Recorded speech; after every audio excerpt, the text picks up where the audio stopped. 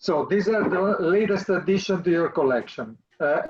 Items which have been bought or procured during the COVID times, or in some cases a little bit earlier than that. So Daniel is the first one. This is a Czechoslovak sheet, souvenir. And I picked it because although I don't collect Czech stamps per se, the Czechs are, if you know their stamps, remarkably good engravers. They do some beautiful work. Now this sheet shows four, I guess more or less imagined romanticized portraits of four kings of Bohemia. Now, I don't collect Czech stamps, so why do I have this? I have this because I do collect Luxembourg. And these four kings were not only kings of Bohemia, but also dukes of Luxembourg and emperors of the Holy Roman Empire. So there is a bit of a crossover here. The House of Luxembourg, through marriage, ended up as ruling Bohemia and were elected emperors of the Holy Roman Empire. And this is going back to the period of the 13th and 14th centuries. The four kings shown are, and I'll just mention the names, John the Blind, who actually, he was blind, and he is portrayed multiple times on Luxembourg stamps. The second portrait is Charles IV. The third one is Emperor Wenceslaus, not of good King Wenceslaus fame, that's another person. And then the last one is Emperor Sigismund. So I use it again here as an example of, I think, an interesting crossover thing where I collect Luxembourg, and I was lucky enough to find that the Czechs issued this sheet commemorating the House of Luxembourg at the time it ruled Bohemia, which is the largest part, is largely the Czech Republic. And that's the reason I've presented this item. I think it's extraordinarily beautiful and very, very well designed, in my opinion. That's all I really have to say about that item, but I hope you folks like it. This second item, like the first one, is not particularly rare or expensive. It's a relatively inexpensive maximum card from Belgium. And it shows one of a set of 3 stamps and a souvenir sheet that Belgium issued in 1986. And I've included this one only because I thought the card and the stamp showed an extraordinarily beautiful painting by Jan van Eyck. He was a great Flemish painter of the 15th century. And this particular image of the Virgin Mary comes from a larger painting called the Adoration of the Mystic Lamb from the Cathedral of Saint Bavon in Ghent. It has a fancy cancel, and you'll notice there's an illustration of a lamb on an altar in that cancellation. That lamb image appears in the large souvenir sheet. But of the 3 cards and the sheet, I thought this was the most beautiful item. And my last comment on it is simply that for those who know my collecting habits, I do like the earlier stamps from the 20s, 30s, and 40s, etc., largely of Europe. But I'm a big exponent of newer issues, and I think we sometimes make a mistake in thinking that newer issues don't have much to offer. The wonderful modern, photogravure methods that they now use in stamps allow the production of this kind of image, almost perfect rendition of a great masterwork of art from the Flemish Renaissance. And I hope this sort of thing encourages people for those who sort of diss the more modern issues, to consider that there is something really beautiful and valuable in these stamps from, the post, say, 1960 or 70 period. This again is from 1986, a semi-postal set. The whole set with the souvenir sheet only cost, about 14, 15 bucks. So, and I consider it a bargain when you look at the aesthetic. That's what I have to say about that item. So I've actually been looking for this stamp for a long time. It's a Cinderella from the Spanish Civil War, and it was issued by the Blood Donors Association that was based in Barcelona. So many of you probably know about Norman Bethune and how he established a mobile blood donation service that was based in Madrid during the Spanish Civil War, and he supported the Republican Army. They collected blood from civilians in Madrid and then shipped the blood out to the front lines all over Spain. Well, there was a probably lesser known in Canada at least, but very well known in Barcelona. So it was a Spanish hematologist named Frederick Horda, who established a small, smaller than what Bethune's operation was, but it was a blood donation service that collected blood from civilians in Barcelona, and then they also distributed by truck to all the front lines. So this was one Cinderella that they produced, and I really love this one because it shows a blood bottle. So this is the kind of blood bottle. Actually, Mattia, if you go to the next slide, I think I have a picture. Oh, so the blood, so it's a blood bottle. This was the kind of blood bottle that they collected the blood in. And here's the tubing that you can see coming down, and it's got wheels on either side to represent the transfusion service. So this is Dr. Horda here in the middle. And at the top right is a picture of, a couple of civilian donors and having their blood collected. And at the bottom, this was the kind of truck that they used to transport the blood to the front lines. And they issued a couple of other Cinderellas as well. So the two ones on the right here. I've had these for a while. They're a bit easier to find. But this 25-cent one has been very difficult to find. Actually, I've been looking for it for a couple of years. So I was very happy to get a nice copy of it. So that's all I have to say about it. Jean, there is something interesting in the stamps you are showing, that while the one on the top left is in Spanish, the other ones are in Catalan, and also the van has got the writing in Catalan. Yeah, well, because it was based in Barcelona, so it was a Catalan service. I didn't realize I guess the language on this one is Spanish. But I'm pretty sure they were produced by the same service. Maybe they were distributed in different places. Dr. Horda actually wrote a paper after the war describing their procedures, and there was a diagram of the blood bottle. And he actually designed it so that it could be used to transport the blood without causing a lot of injury to the red blood cells from all the sloshing around. And it was very easy to administer. They just basically had to, break the seal, and it could be just very easily administered by anybody on the field. So, but this one is, so the top one is just one in the set. The bottom two on the right, there's actually a third one in that set of 500, actually 50 centimes, which is much more difficult to find. It's a multicolored one, and I've not ever seen one for sale. But the interesting thing is that you can see they've got the shield, the Catalan shield, and the 4 stripes have been turned into like streams of blood, as symbolizing the blood of the fighters. You probably saw this on the Facebook if you go to the North Toronto Stamp Club Facebook site. This was just something that showed up in a lot that I got. It's interesting because I've never seen one before, at least not in person, and I had no idea about the value of it or anything, or even if it was real. But it seems to be real because I've looked online and saw similar items. Actually, the items online are, to my mind, probably less valuable because they're in much less good condition. Anyway, it was that was basically all. Yeah, I've been posting a few things on the website. This was the first one I guess I did. There's a few other things there too. And that's Jim, why does it say Dum Dum Crash? Is that the kind of airplane it was? No, that's the name of the airport. Oh. Yeah.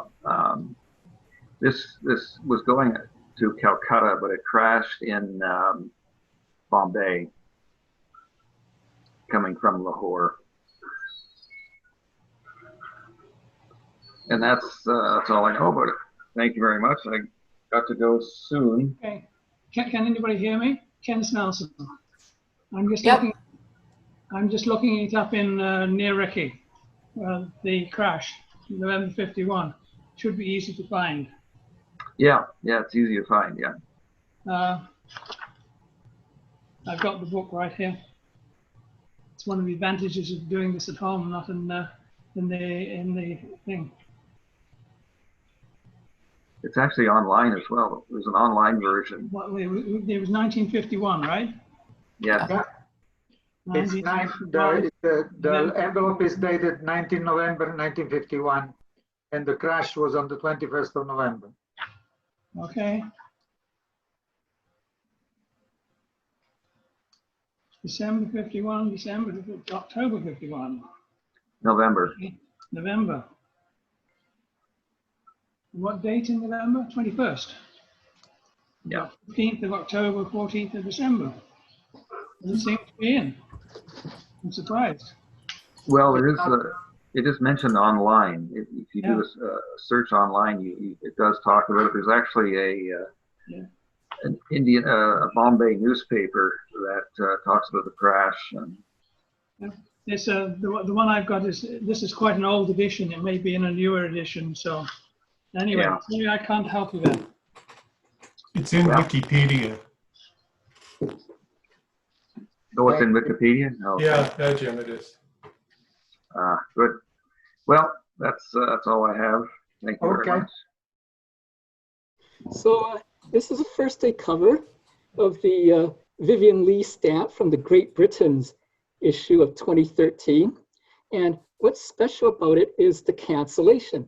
It says a tribute to Vivian Leigh, and it says, after tomorrow is another day. It's a quote from Gone with the Wind. But if you were to order back then in 2013, if you were to order a first day cover from the British Royal Mail's Philatelic Service, you would not be able to get this particular cancellation on the first day cover. This cancellation is what the Brits call a sponsored postmark. In the UK, companies, individuals, and organizations can sponsor a postmark or a cancellation. And many first day cover dealers do pay the money to sponsor their own cancel for first day covers. So this is not, although this postmark is authorized and applied by Royal Mail personnel, it was not really one that the Royal Mail designed. Now, in order to get a sponsored postmark, the Royal Mail has three special hand stamp centers, that's what they call them, in the UK, in Cardiff and London and Edinburgh. And people can send their own covers and request that a sponsored postmark be applied onto the cover. And you don't have to be the sponsor to get a sponsored postmark. Although the sponsors, of course, get many covers canceled for their own dealer stock. This particular cancellation was sponsored by a first day cover dealer, Buckingham Covers, but the cover itself is not by Buckingham Covers. I don't know who made this cover. I suspect it was someone from overseas because there's an additional first class stamp attached, which means that which would pay for the postage to go outside of the UK.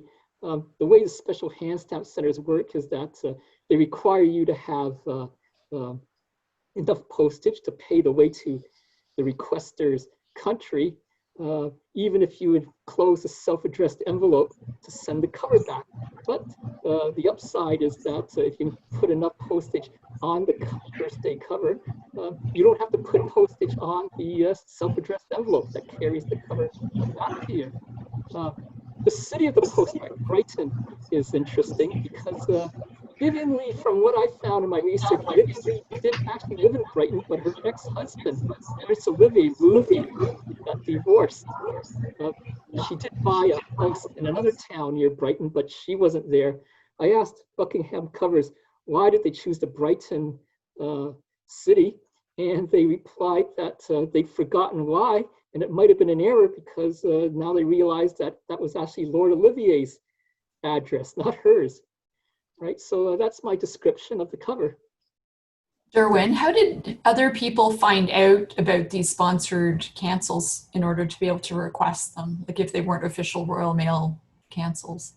Right, well, they're authorized by the Royal Mail. What they do is the Royal Mail actually has a site on its website called Postmarks. I think it's royalmail.org /postmarks, right? So whatever the Royal Mail's main address is /postmarks. And there they have the sponsored postmarks, and also their regular postmarks available in the coming months. You can even download a magazine they have called the Postmark Bulletin on the website. And unlike Canada Post, they do update that part of the website very regularly. John, and we wish him all the best for today because he was due to go for a surgery to his knee, but he wanted to participate. So he decided that he would publish this page anyway. And if he was not here, he asked me just to say a couple of things about this. These are some labels from the Deutsche Democratic Republic, East Germany, and they were issued in 1963. According to him, only for a couple of weeks they were in circulation. And they were issued in different locations of East Germany. He found them in a collection of DDR. He collects East Germany. And he found them in the collection, but he has not been able to get too much information about them.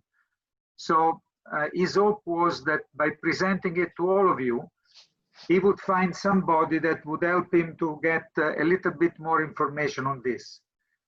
He is asking, is this a complete set or not? And he has not got an answer on the internet about this. Has it any value or not? And is there any piece of history around the creation of these labels that some of you may know? So if you do, please write either to me or to John directly. And in my case, then I'll forward the information to John. And maybe we can help him to find out a little bit more about these labels. But what he knows is that they were control labels for official mail and that they were in use only for 2 weeks. So they should be relatively rare. So what you see before you is the front and back of a postal card. The postal card was issued for the Aeronautical Fortnight of the Grand Duchy of Hessen exhibit in Frankfurt am Main on the 10th to the 23rd of June, 1912. And the postcards were produced to aid a charity that was sponsored by the Duchess, and it was a home for mothers and children. And almost 460,700 covers were flown, either on the Zeppelin, the Schwaben, which is this cover was flown on the Schwaben, or on an Uber airplane christened the Gelber Hund. And if you see a cover carried on the Gelber Hund, the stamp on the left, which is the special semi-postal stamps issued for this event, will have an overprint on it that says Gelber Hund. So this was only carried in on about 6 flights the Schwaben did during a 2-week period. And this one, you do see these, but it's hard to get them. They actually put out 3 different semi-postal stamps with different values, and then they overprinted 2 of them. So there's actually 5 semi-official stamps that were issued for this 2-week period in Hessen. And to get the whole set, you put out a fair bit of money. So I only wish I had it. So that's it for me. Can I ask a question of Les? Sure. I noticed that the Gelbe Hund stamp on the left is upside down. Is that significant, or is it probably just an accident? Well, as I said, mine isn't for the Gelber Hund because they would have an overprint on it to say that. This one has the cancellation that it was carried to the Darmistan is the location where it was on that flight. But no, I think that's just an accident. There's no significance. People put the stamps on themselves before the cards were carried. I just thought it was amazing that in 1912, so many people were fascinated by aeronautic ventures that, you know, over almost 500,000 covers were carried in that 2-week period. Oh, very cool. So Ambry was not sure if he would be here or not today, but he wanted still to submit this postcard because for him has got a particular interest. It's not an expensive card. There's nothing really special in it, except that it has been mailed in 1989 to East Germany. The date is not easy to read, so he was not sure if it was July or August, but he thinks probably was in August. And the rate which has been used is the rate for the European countries. The rate for East Germany, as East Germany was not part of the Union, was higher than that, and should have been 23 pennies instead of 19. So evidently the person who sent this postcard went ahead of the program, expecting already East Germany to become part of the unified Germany. And we are very close in time, evidently, to when things started changing in East Germany. So he wanted to share that with you. He has said that if he was not able to participate today, he will probably write this as an article for the newsletter or anyway for Facebook or similar. Okay, so look forward to get a bit more information from him about this at a later time. So, Mattia? Yeah. Sorry, just on that cover, I've actually saw one just a couple of weeks ago with the postage due on it. So they were postage doing them if they caught them. So I think this is a lucky one. Okay, interesting, great, very good. Good evening, everybody. I found this a couple of weeks ago when I was buying a few things at Peter Lim. I found this in amongst some airmail covers, and I liked it because it was fluorescent. I've got a picture of it under black light. It's interesting because the cancel is perfect. You probably can't make much of it to a Mrs. Irene Sedgwick, and I can't find anything online. She must be very high up in the philatelic world because she looks like she was a member of the Royal Philatelic Society. It's from another woman in Australia. It's got a cancel from Toronto on it. Urala is north of Sydney. Perfect cancel. And it's celebrating the 50th anniversary of Qantas Airlines. And I would really like to know something else, like I said, about Irene Sedgwick. The woman's complaining that there's too many issues of Australian stamps for 1971, and also that her mail for Irene Sedgwick will be delayed and only sent C-mail. That's about all I have to say for it. It looks good also on regular light. I have more or less, I tried to put together some curiosities. This is an interesting one I found just a few days ago in a box of very common Italian stamps. Bring the bird back, Willie, if you want. So this is a very common issue in Italy in the 50s, and you see that the bottom part of the stamp is missing. It's gone through the mail like this, I am unable to tell if the stamp was damaged or if the stamp was misprinted, because the separation area between the printed area and the blank area is smooth. So I don't feel, I cannot feel under my finger the sign of anything which has been ripped off. The paper though is a bit thinner at the bottom, and I'm just curious to find out, and I wonder if any of you will be able to help me on this, to find out if this was a defect of printing or instead was a damaged stamp which has been put through the mail like this. Okay. Mattia. Yeah. I'd like to suggest that you bring that to the Green Foundation and let Garfield put that under the VSC 6000, and that'll show whether the paper was damaged or not. Yeah. Okay. Good. Okay, great. Mattia, Let's hope we can do this fast enough. Mattia, can I make a comment? Yeah. It's Jerry. I was at the coffee meeting of the West Toronto people a few months ago, and I took with me a US stamp that seemed kind of funny because it was almost like delaminating itself. Yeah. The paper seemed to be, the stamp seemed to be printed on 2 layers of paper. So I wonder whether this was something very similar, and somehow the printed part got separated. Yeah, that would make sense, because touching with the finger, definitely when you go from the printed area to the non-printed area, you can feel that the thickness is not the same. Yeah. So that could be. It may just be the scan, but the shade of the paper at the printed area and then the shade of the paper at the bottom looks a bit different too. It looks a bit more yellow.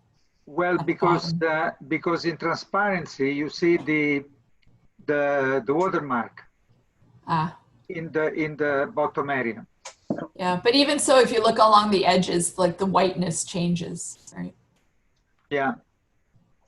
And that's quite possible, because if it was printed on paper that had been laminated together, it could have been 2 different lots of paper. 2 different lots of paper too. Yeah. Okay, anyway, this is just a curiosity. In terms of curiosity, I also have 2 other ones that I wanted to show you. You know that I collect square circles, and these are 2 square circles from the First World War. Yeah. And if you look at the one on the left, I've been trying to find out in any possible way which cancel this is, because some of the ones from the war area are very rare and difficult to find, but the work the censors have done here has been excellent. They have deleted any sign or any indication where this card can come from. So was coming from Northeast Italy, somewhere in the war zone, and that's all what I could reckon. And I even submitted this one to the editor of the catalog of square circle postmarks, hoping that he would be able, to help me, but with no avail. It's a pity, because it would have been a beautiful card, but at the same time, to me, it's got a particular fascination because of the attention that evidently they had to put to this type of things during war with the censorship to avoid that there would be any sign where the letter was coming from. The other one on the right instead, it's a particular example of square circle. This is one of the few unique square circle postmarks which were issued during World War I on board of some ships. This is a torpedo ship, and there have been about 10 ships or submarines which during World War I used the square circle postmarks. So it's a very particular one, and it's always very interesting also for the comments or the messages which are put in this ones, because normally, because of censorship, they have to be extremely careful in what they write in their messages. Barb didn't make too many comments, so we'll have to wait for another time for Barb to comment on this more. But she had been basically fascinated by the island of Pasqua. I think she stopped the Easter Island. She stopped there on a trip from New Zealand. I think at a certain time there was a flight going through Easter Island from New Zealand. And so she visited it, and she's always been very, very curious about information about the island. And she is collecting specific stamps which show any images of the Easter Island. That's all what I know. Then we'll have to wait for Barb to comment on this a bit more next time. Mattia, could I just come in very quickly? Yeah.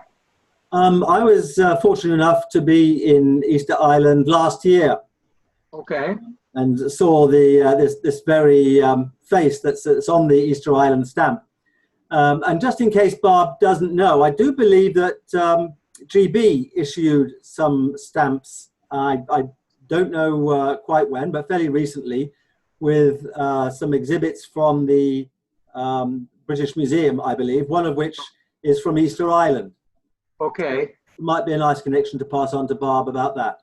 Yeah, Chris, I will. Great, thank you. Last week, I just acquired these two covers. I am not a collector of Zeppelins, but I am a collector of Iceland stamps and covers. And so maybe Les can throw some more light on these, but I assume they're fairly rare. The one on the left is has Scott number C9 and C11, and it's got the proper Zeppelin mark there, the triangle, and it's to Germany from Reykjavik. The one on the right has the complete set of C9, C10, and C11. And that's going to Copenhagen from Reykjavik. And the one on the right, although it has that rather large stain on the front, it's actually, I believe, much rarer because it has the complete set of the C9, 10, and 11, whereas the one on the left is cleaner, but I found quite a few with just the two variations of two of the three stamps in the set. And if you look up the values of these, you will see that they're around $810 just for the stamp, the 5 stamps for the total price, catalog price. So probably the best acquisitions I've made in a long time. And so Les, maybe you could say a little bit about the rarity of these. I'm not sure. I can tell you a little bit about the history of them. Okay. Those 3 stamps were issued only for one flight. They did a flight from Frankfurt on Main to Iceland. They had 11 passengers on board, including, and then also others, but 11 who were destined for Iceland. Mm. And as a matter of fact, the weather was so bad, they were unable to land. So they dropped a rope and exchanged the mail, but the passengers could not disembark. So these stamps actually are on cover very unusual. Oh, great. Wonderful. Thank you. How about the one on the left? More common? Well, same thing. All of the mail was marked. That green stamp was put on in the post office on the Graf Zeppelin, but the cancellations were from the mailing post office. But the mail was dropped, and then a rope was dropped, and mail was picked up. So the Icelandic mail was picked up and taken on board, but the passengers could not disembark, and the ship did not land because there wasn't a mast, and they couldn't land, and there wasn't enough people to hold the Zeppelin on the ground. Oh, interesting. Thanks a lot, Les. Oh, you're welcome. But I don't have the 3 stamps. I have 2 of them. So yes, they're unusual to see all 3. Great. But Mattia, it's Ian McClure on that subject, because I'm just back from the Vincent Green and picked up some material directly on that flight. I don't know, can you see the actual chart going up through Scotland and across? Does that sort of help a bit to put it in context? So later I'll be talking generally, but I'm fascinated. I look forward to chatting with you further, Larry, about some of the research I've just started doing. And wonderful. This comes up, so I'll wait till my turn to elaborate further. Great. Wonderful. Thank you. There's again the book. Mainly showing England because of the Scottish and Faroe Islands. I don't think we can see the book, Ian. Oh, does that title come through? No, it's because we're looking at Mattia's PowerPoint presentation. I can see it in the view of the participants. Oh, yeah, okay. That's where I just to show a little more of the series that John Jugget. Okay. Larry, can you hear me? Yes. Just curious about the cover on the right. It's mailed to it looks like the Finland embassy in Copenhagen. Does the reverse side show cancellations of the envelope going from Iceland to Germany first and then from Germany to Copenhagen? It's interesting. Good question. It doesn't. If it does, it does have a cancellation for Copenhagen and also for Friedrichshafen. Yeah, so it went from Iceland back to Germany and then from Germany. I guess that's why the extra stamp is on, to cover the mail cost, I'm assuming, from Friedrichshafen to Copenhagen. Good point, yes. So it all makes sense, yeah? That's a nice pair of covers. Yeah, lovely. I'm very lucky to have them. Yeah, that's incredible. I wonder why there were so many covers with just 2 out of the 3 stamps. Do you think it was anything to do with the rate or the availability of the stamps, or was it too expensive to put all 3? I mean, you'd think if they went to the trouble of making a cover, they would put all 3 stamps. I think it's for the distance it's going, because the one on the left is just going to Germany, which is the direct route from Iceland back to Germany. So is the covers that have additional postage are further destinated. But Jean, don't forget. Yeah, I think you're right as well. This is 1931, the height of the Depression, and a lot of Zeppelin stamps that were issued then are hard to find because collectors didn't put them aside. You know, they mailed a cover or 2, but that was it, and that's why some of these stamps are hard to find. Yeah, the one on the left has a stamp for Friedrichshafen and also for Karlsruhe in Germany. Yes. But it only has the 30R and the 2 kroner. But it's not traveling outside of Germany after it goes to Friedrichshafen. That's right.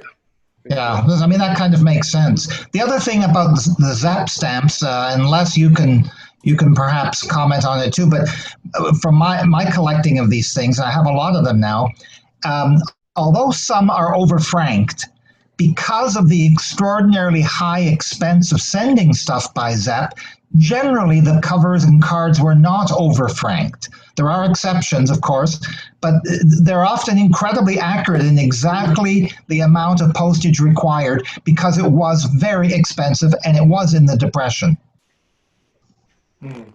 So in a way, it's almost nicer to have a cover that has the appropriate rate rather than over-franked and philatelic, right? Oh, I think that's correct for ZAP cover collectors. Absolutely, they look very much for the proper rating. Les, do you want to comment on that? No, I think you're right, Daniel. But for Iceland collectors, I love the one on the right because I have the full set. Yeah, it's a nice cover. I'm jealous. Yeah, it's beautiful. Okay. I'm still a little twitchy about it. I'm so happy. Very nice addition to your collection. Very nice. Thank you, Dan. Well, hello and good evening, everyone. So quick slide from me. Firstly, what are you actually looking at here? It's a little out of the ordinary. On the right, the stamp is a Zambia 28 Ngui value, featuring an artist's impression of a specimen of a mineral called malachite. It was issued in 1982 as part of their Minerals second series, and it's from a set of 5, Stanley Gibbons 370 to 374. And I got the stamp along with the rest of the set and the other series, the first series, this year on eBay. And on the left is a real-life specimen of that mineral called malachite. It's a copper carbonate, and it's a major ore of copper, and it's from Kitwe in the north of Zambia. And it's pure green-banded malachite.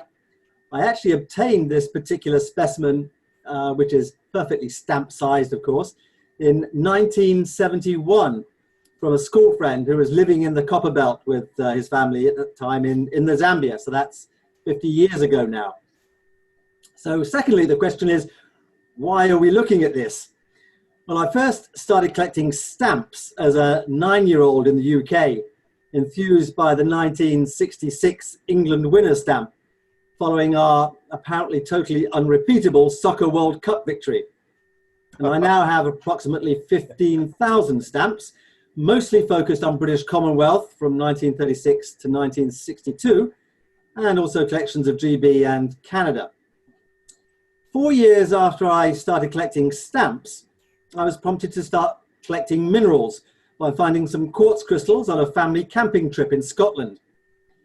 And I now have a catalogue collection of 3,300 mineral specimens, with many thousands more still awaiting identification, description, and cataloguing. I focus mostly on collecting the different mineral species, of which there are around about 5,000 or so sprinkled across the planet, and also British and Canadian specimens, rather like my stamps. Well, it's taken me about 50 years to realize that my two collecting passions do not actually have to be mutually exclusive. So over the last few months, I've begun a very basic new topical stamp collection of stamps featuring minerals, and where possible, pairing those minerals illustrated on the stamps with specimens of the same mineral species from my collection. So hence the PowerPoint slide that you see in front of you this evening. Well, the greatest challenge in actually pairing stamps and minerals of the same species is that, unlike stamps where examples of the same issue are essentially identical, if you'll forgive my generalization to all of you collectors of varieties and errors, but no two mineral specimens are ever the same. Each one is totally unique. And a single mineral species may present itself in every color under the sun and in a wide range of different crystal types or even non-crystalline appearances. So my mineral specimen of the species may look totally dissimilar to the one that's actually illustrated on the stamp. Now, this particular pairing is actually a fairly close match, as you can see, as the mineral specimen comes from the same place as the issuing country of the stamp. Finally, I thought I'd be totally alone in this madcap combination of two collecting passions, but I was amazed to find that I'm not alone. In this intersection of the collecting worlds. There's actually a specialist interest group of the American Topical Association called the Gems, Minerals and Jewelry Study Unit. It publishes a quarterly online journal named Fila Gems. Perfect, eh? There's even a book on the study, The World of Minerals Through Postage Stamps. So this melding of stamps and minerals is never likely to be exhibition worthy, of course, but I welcome any of your thoughts or comments as to how such an exhibit might actually be presented. So thanks for your time tonight, and we can move on to the next person's slide, Mattia, unless anyone's got any questions. This is an example of Canadian World Heritage sites that I started early this year, and it got kind of stopped with COVID. I started with a Japanese one because my younger son's teaching ESL over there, and I thought he'd like it as a Christmas present. And I thought, well, if I'm doing one for him, I might as well do one for me on Canada. So as of last year, there are 20 World Heritage sites from East Coast to West Coast. and almost half of them are on the West Coast. So this is an example of the Waterton Park, which borders both Canada and US. There's quite a few others. So the one where I have the most stamps is Old Quebec City. But there's a range of these things that there's a number on the East Coast, including Red Bay Basque Whaling Station in Labrador, Gros Morne. There's even the Rideau Canal in Ontario. And as you move further west, you get the Waterton Glacier Park, Head Smash and Buffalo Jump and whatever. So by and large, I have mainly stamps. I don't have that many first day covers because COVID seemed to have interfered with my collection. But I thought, it was a good way to understand more about heritage and geography and throughout Canada. So that's what I have to say about that one. The second slide is more of the same. There's probably quite a few of them, Bob, on the From Far and Wide series, maybe? Yes, they put out the full 20 in two different sizes. They got the really small ones, similar to the Far and Wide series. Mm-hmm. And then you get the larger ones, as you can see on this one here of the 6 different pictures. So they covered all of them, and I have most of them. But as I found with other countries each year, and maybe this year is an exception, UNESCO usually adds one site per country. So I'm looking forward to seeing what the new Canadian one's going to be. This is one, it's a cover I acquired quite recently. Some of you may know that I collect underpaid UK international mail particularly, and that I've got an exhibit of international underpaid airmail, intercontinental British airmail up until World War II. Now, I bought this because it was interesting, it said airmail, but in fact, it's not actually international, intercontinental, because I think Malta is not really an intercontinental destination. And it's not actually a airmail cover, despite the fact that it has an airmail stamp. So I bought this, and then I had to do a little bit of research about it. This is 1930. And the first thing I discovered in researching it was that in 1930, there was no airmail between the UK and Malta. I think they found that rail across Europe to Italy and across by sea to Malta was almost as fast as airmail. I did find that the airmail stamp, with the stamp of the airmail cancellation, is in the Gibbons Commonwealth catalogue, 6pence, and that the circumstances around this are that there was a service started from Malta for airmail, but only going east. It would presumably join up with the British airmail in somewhere like perhaps Cairo in Egypt or something like that, and then it could go east into Egypt, Iran, Iraq, India, and so on. And the fee was 6pence in addition to regular postage, and this stamp was issued for that purpose. But you'll notice that this is a cover to England. The stamp is on it, but the stamp hasn't been cancelled. And the reason the stamp hasn't been cancelled is that it wasn't valid for surface mail to England. It was only valid to pay the airmail fee for airmail going east. And so, the rule was that if a stamp wasn't valid, you didn't cancel it. That was the rule. In England, it's charged reference postage due, which was the twice the penny halfpenny surface mail rate from Malta to England. So it was just treated as an unpaid letter. But it's kind of rather pretty, and it's got the use of this airmail stamp, which is, there are very few airmail stamps from Malta. It's just an invalid usage, but it's invalid because the airmail only went east. It didn't go northward into Europe or westward. So that's all I have really to say about it. It didn't make it into my exhibit because it isn't intercontinental. Malta isn't really an intercontinental destination, and it isn't really airmail because it was never carried by air. Thanks, everybody. Appreciate being able to join this exciting Zoom presentation. I'm a novice in this area, and first of all, needing rather crudely my Gmail, but I want to know if these mint stamps are actually real. As I become more experienced, I'm a little suspicious and want rather see them on a cover, especially as exciting as Larry's example. Now, as I indicated earlier, I had gone into today at the Vincent Green and found really a treasure trove of numerous books. And I don't know, is it possible to see just a few?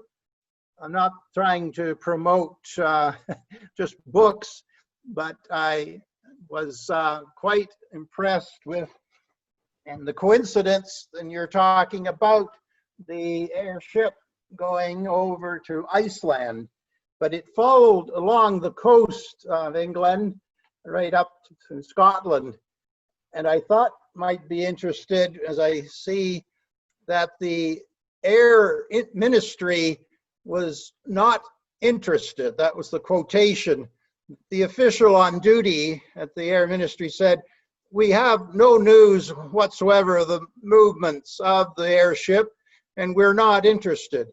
We have heard from different papers that it had been, but we have not been informed from any other sources." And I think that's rather ironic that as 1939, things be certainly changed in the next 8 years. So on that note, I'm relying, again, can you see this excellent guide? I wondered if anyone might have anything more recent than the 2002. That's the English one? No, unfortunately, now that I've really got through, it's all in German, but okay. Luckily so, in our Georgian Bay Club, we have quite a few German collectors. So Ian, they issued a new German catalog for the Zeppelins last year. Last year, oh good. So I'll try to get the Vincent Green librarian Willow to get us updated on that. The last English version was 2003. Okay, I'll make a quick note of that later. The last item I would come back to is the that the Germans had, of course, the great propaganda use, and I am searching for the other book that's on the Berlin 1936 Olympics, which is another keen interest of mine. I apologize, I haven't quite got it unpacked. But coming back again to my display, especially with the Polar Post, I was delighted to find that there's a whole book just on that trip. So I leave it at that, Mattia. Look forward to hearing any other comments and any research that other people are doing. That's great, yeah. Thanks. Thank you very much. This sorry, just a sec. Sorry. So Ian, yes. there are about 5 members of the clubs that are quite into Zeppelin material. Oh, good. So when we start meeting again, we'll have to get together. Well, that's terrific. In fact, in one of the booklets, I see that there was also a Zeppelin study group. Willow could not find out if it's still active, so I'll be also tracking down this group. Unfortunately, I don't believe it is. They haven't updated their website in about 4 years. Oh, that's why we ran in. Oh. I tried to track them down as well. Oh, thank you very much. But if you find somebody is active, let me know. I will. Yes, indeed. Now, Ian? Yes. Ian, could I ask a question about those app stamps? I'm just curious. Have you looked at the back of them to see if there's any stamp on the back that says Nachdruck or anything like that? I am just the moment getting the a bigger magnifying glass, because that's my concern. There seems to be a little bit of a blank or a sort of an irregularity in the gum. Okay, well, these stamps have been reprinted in very large quantities in modern times. Often they are marked in German with the phrase Nachdruck, which means reprint. But there are some that don't bear that, and sometimes are passed off as original issues. And the physical examination of them, I think, by most people who collect Germany would be able to detect pretty quickly if they are reprints or not. Oh, thank you. I appreciate it. Ian, the reason there's so many good reprints is the Nazis sold the plates rather than destroying them, and so they went to collectors who printed them. Just so you know. I had heard other examples, so now, I did not get too excited to spend the value that I saw in the catalogs. Could I just do one other quick example I did come across with the Hindenburg stamp that was the regular issue? I was interested in the fact that they had two other like alternative designs, but each of those had very, very stormy seas. And again, I think for propaganda reasons, they didn't really want to make it sound like there was going to be a lot of untroubled waters. They chose a much calmer sea for the 25. Again, I hate to be flashing if it can show you, but I will be trying to get these up into a better format. And thank you for your patience. Okay, I have 3 items to show, so we'll go quickly. I did an exhibit, a one frame, on the hospital ship Helgoland, which is shown on the left of your screen in a commemorative cover. Just a quick history. The Helgoland was a ship built in 1966, which ran between the German coast and Helgoland, carrying up to 1,500 day trippers to the island, which was and still is a free port. Then when the Vietnam War broke out, the Germans were asked to do something, contribute. They didn't want to contribute military, so they rented the ship and they converted it into a hospital ship.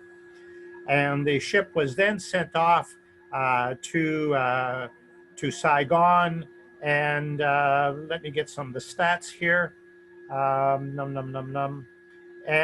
over the length of time it was there, 5.5 years, it treated some 228,000 people at no cost, only civilians. In all, there were 54 doctors, 160 nurses, 31 medical assistants, 25 administrative, and a whole bunch of crew who mailed letters from the ship through the Vietnamese postal system and also the military system of the United States. The time in Vietnam came to an end the 31st of December, 72. After 5.5 years, the ship went back to Germany, was reconverted back to a transport ship and renamed Stena Finlandia. In 76, it was sold, renamed Baltic Star. 2000, sold, became the Galapagos Legend, and is still that name, sailing out of Ecuador to the Galapagos Islands. Now, I have covers that depict the ship under its previous 4 names, but I don't have a cover with Galapagos Legend, and it possibly doesn't exist. So in my exhibit, the last page, what I had was a nice Ecuadorian stamp showing the Galapagos Islands and mentioning that the ship existed. Then, just recently, the cover on the right showed up, which I was hoping to find eventually, and here it is. And look who it was addressed to. It was addressed to our former, now past friend, Owen White. And it was mailed in a location in a thing called barrel mail, where on the island of the Galapagos Islands, a bit like they did at South Africa, in the Cape, way back in the sailing days, sailors would write letters, leave them in a device, here a barrel or something that would protect it from weather. Other ships going back the other way would stop, and as a favor to their friends or colleagues, they would pick up the mail, bring it back to England and mail the letters. And way back before stamps, of course, it was the recipient that paid for the letters, so the system worked. Here on the Galapagos Islands, they have a similar system where you drop it in this mail barrel, and you can see on the blue stamp, if you look at the blue stamp, the right one, you can see a barrel just next to the brownish area up there. So that's going to replace that stamp on my last page of my exhibit. Another thing of interest that showed up recently is this postcard on the left, and you can see the red oblong marking that says mailed by mule at the bottom of the Grand Canyon Phantom Ranch. This is carried by the only still existing mule transport of mail in the United States. Mules leave from the top of the Grand Canyon, carrying all sorts of supplies down the path, and you can see from the picture side of the postcards where there's 5 or 6 mules standing there, and you can see the trail goes on into the postcard, and then you can see turning around, going down. It takes something like anywhere from 5 to 6 hours to go down, and takes longer to go up. The Phantom Ranch at the bottom was founded in 1922, and the only way to get there is by mule or by hiking or by raft. And visitors book, and you got to book a year ahead of time. It's very, very popular. You can write your letters, put them in their mailbox. The letters are picked up, they're carried out by the mules, and then in the post office at the top of the Grand Canyon, they get canceled and forwarded along their way. I thought it was interesting little piece of history, seeing how our mail can be carried. By the way, the archaeologists have found that people have been living down at the bottom of the Grand Canyon for over 4,000 years. And actually there's a native settlement of 200 or 300 people also down at the bottom of the canyon that is serviced by one of these mule packing people who run it on a consignment basis. Questions? Yeah, Michelle, I know it's not addressed to Owen White, but looking at the address, it looks like this mule cover came from one of his collections too. Oh yes, it did.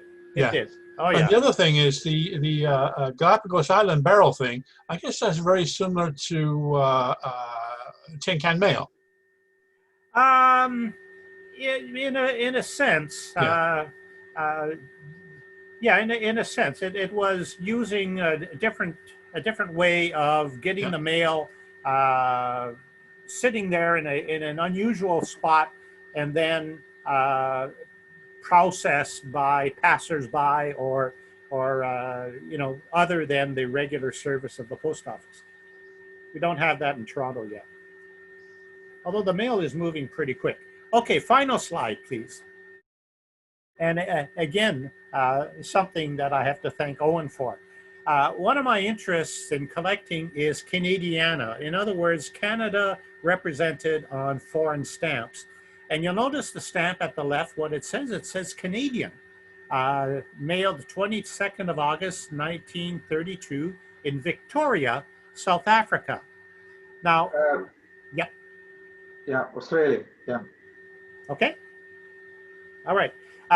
So what's going on here? Why Canadian? Well, there was a gold rush that started actually in the 1850s in Australia.